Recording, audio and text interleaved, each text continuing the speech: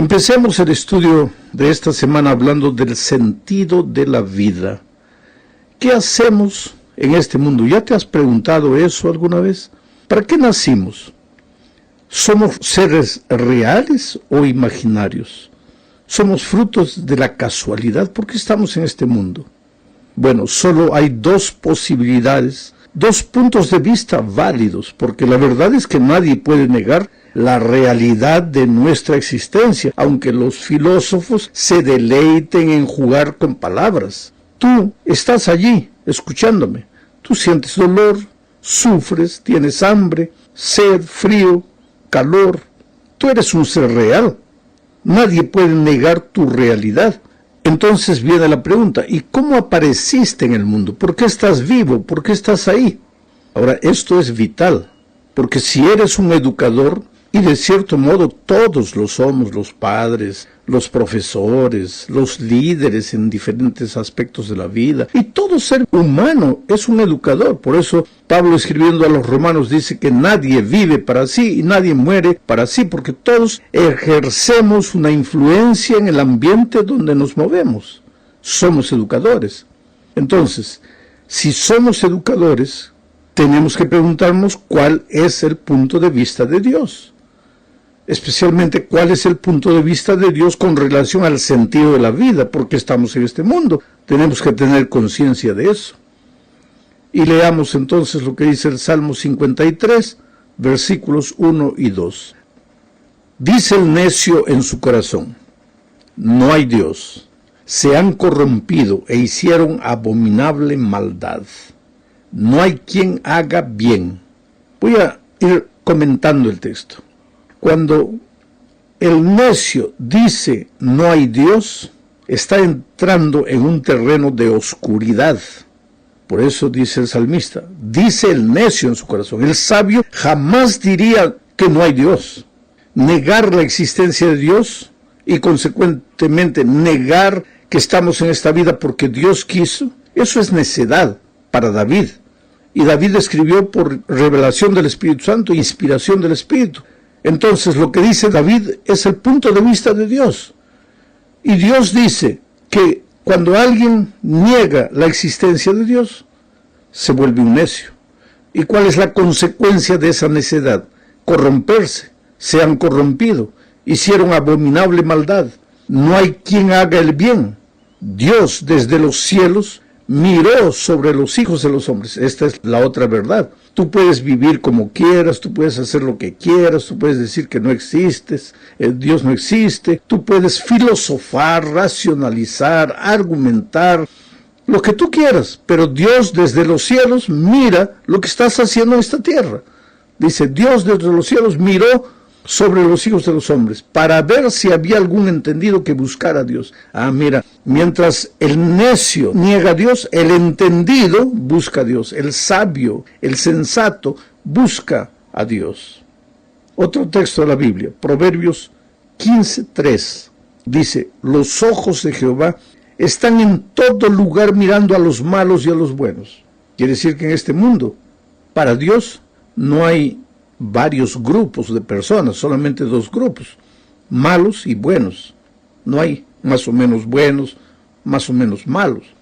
Solo dos, malos y buenos. Y en la Biblia eso encontramos muchas veces ese concepto. Cuando Cristo vuelva a esta tierra encontrará ovejas y cabritos. No encontrará ovejas, cabritos, jirafas, elefantes, no, solo dos grupos. Los que edifican en la roca y los que edifican en la arena. Los que temen a Dios y los que lo rechazan. Solo dos grupos. Ahora, los que lo niegan son necios. Los que lo aceptan son sabios, son entendidos. El elemento central, entonces, de la educación cristiana es aceptar la realidad de Dios, enseñar la realidad de Dios. Y no solo la realidad de Dios, sino la clase de Dios que Él es, un Dios personal, un Dios que nos ama, un Dios que se relaciona con nosotros. Es un Dios de milagros, porque al estudiar toda la Biblia tú vas a encontrar eso, que es un Dios de milagros, que muchas veces cuando Él desea, porque Él estableció las leyes, Él las respeta, pero muchas veces cuando Él desea, puede inclusive romper las leyes de la naturaleza, como en el caso de la concepción virginal de Jesucristo. Ahora, el educador cristiano debe entender este primer concepto. Dios es una realidad, es un Dios personal, un Dios que ama a los seres humanos, un Dios que se relaciona a los seres humanos, un Dios de milagros. Esta enseñanza de la cosmovisión es especialmente aplicable a nuestros días porque el mundo intelectual en nuestros días en su mayoría enseña abiertamente, sin medias tintas, la cosmovisión atea y naturalista y afirma, equivocadamente claro, que la ciencia lo apoya. Y tú sabes que hay en muchos países inclusive que ya no se quiere que se enseñe creacionismo, solo evolucionismo. Esto es interesante, voy a comentar de esto un poco más adelante. Vamos ahora a la segunda parte de este comentario. Aquí comentaremos un poco la pregunta de Leibniz. ¿Quién fue este hombre? Fue un pensador, un filósofo alemán del tiempo del racionalismo. Él se hizo una pregunta interesantísima. ¿Por qué, dijo él, por qué hay algo en lugar de nada? Linda filosofía, ¿no? Juego de palabras. Los filósofos tienen la cualidad de usar las palabras, mezclar conceptos para finalmente llegar a la duda y confundir al ser humano. Pero hay pensadores, hay que respetarlos, hay que analizarlos. Entonces él hace una pregunta, pero una pregunta sincera, nacida de tanto estudio, de tanta manera, de tanto raciocinio. Y él dice, ¿por qué hay algo en lugar de nada? Ahora vamos a ver cómo la Biblia responde a esta pregunta. O sea, ¿qué es lo que Dios dice a través de su palabra? Primero, la pregunta, ¿por qué hay algo en lugar de nada? Génesis 1:1 dice, porque en el principio creó Dios los cielos y la tierra. Por eso hay algo en lugar de nada. Otro texto más, Juan 1:1-4, dice, en el principio era el verbo, era Dios, y el verbo era con Dios, y el verbo era Dios. Este era en el principio con Dios. Está hablando de Jesucristo. Todas las cosas por Él fueron hechas. Sin Él nada de lo que ha sido hecho fue hecho. En Él, en Cristo, el Dios, el Verbo, estaba la vida. Y la vida era la luz de los hombres. Esto es lo que la Biblia responde. Esto es lo que la Biblia dice como respuesta a la pregunta de Leibniz. Porque él se pregunta, ¿por qué hay algo en lugar de nada? Pues porque hay un Dios creador. Porque cuando no había nada, por la palabra de Dios fueron creados los cielos y la tierra. Por eso existe. Ahora, si tú no crees en Dios, responde la pregunta. ¿Por qué hay algo en lugar de nada? Ya no sabes qué responder. Ahí tienes que jugar con las palabras. Entras para aquí, entras para allá, y ahí llegas a conceptos que solo tú entiendes. Pero la vida es simple. ¿Para qué complicarla? ¿Por qué hay algo en lugar de nada? Porque hay un Dios creador. Entonces, ¿por qué existo en este mundo? Porque hay un Dios creador que permitió que yo viniese al mundo. Usó las leyes de la naturaleza, usó las leyes de la genética. Estoy aquí en el mundo. Tengo tendencias, tengo rasgos que mi raza me dejó como herencia, mis padres. La expresión cosmovisión bíblica. ¿Sabes? El deber del educador cristiano es entender lo que la Biblia dice al respecto de cualquier asunto. No importa la materia que tú enseñas, geografía, matemáticas, portugués, español, inglés, historia, lo que tú quieras.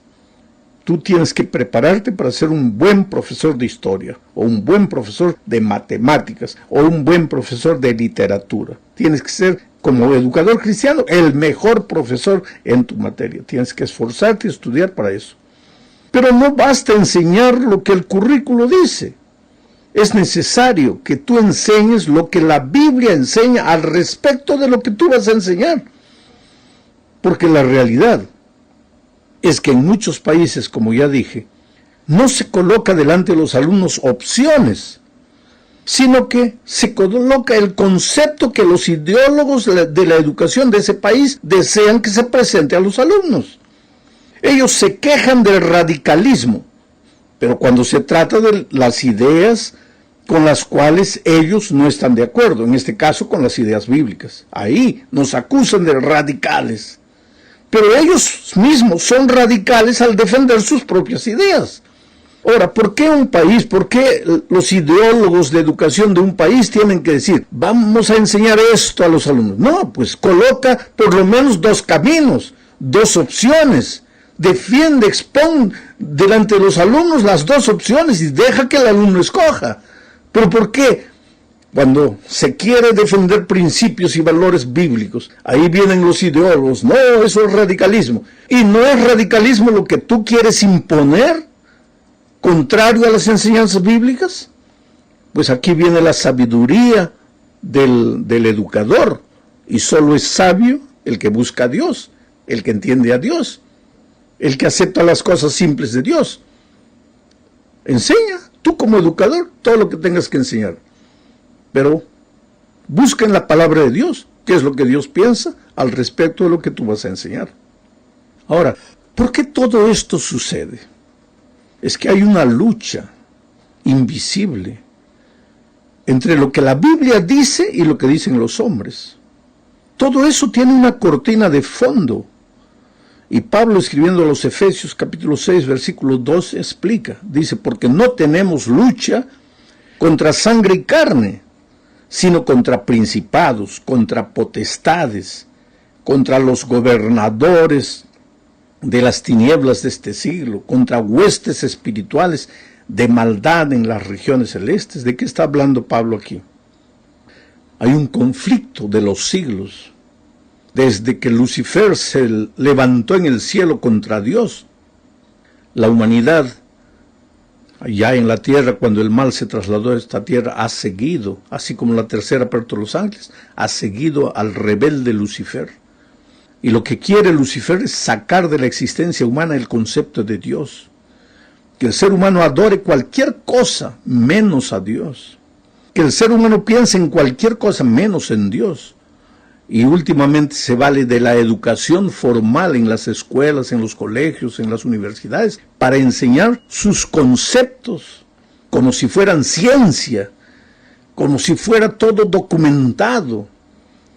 Pero esos profesores que enseñan eso, muchos de ellos jamás abrieron la palabra de Dios para ver lo que la Biblia dice. Pero si estamos en el conflicto de los siglos, finalmente el propósito del diablo es llevar a la perdición a todos los seres humanos. Se nos está yendo el tiempo, vamos a la cuarta parte. Hablemos aquí sobre la adoración al Creador. Apocalipsis 14, 6 y 7 dice, vi volar en medio del cielo a otro ángel que tenía el evangelio eterno para predicarlo a los moradores de la tierra. ¿Y en qué consistía ese evangelio eterno? Diciendo, temed a Dios, dadle gloria, porque la hora de su juicio ha llegado. Y adorad a aquel que hizo el cielo y la tierra, el mar y las fuentes de las aguas. O sea, el último mensaje de Dios al mundo, el último pregón, es el evangelio eterno. Pero el evangelio eterno no es solo el hecho de que Dios te salva, de que estás perdido, acabado y Dios te salva. No es solo eso. El evangelio eterno responde a la siguiente pregunta. ¿Y por qué Dios te salva? Porque estás perdido. ¿Y por qué te has perdido? Porque fuiste creado como un ser perfecto, pero te separaste de Dios y el carácter de Dios se deformó en ti. Y entonces ahora viene el Señor Jesucristo, se hace hombre para morir en la cruz, para restaurar en el ser humano la imagen perdida de Dios. Y nuestras escuelas existen para enseñar eso, y nuestros profesores existen para enseñar eso.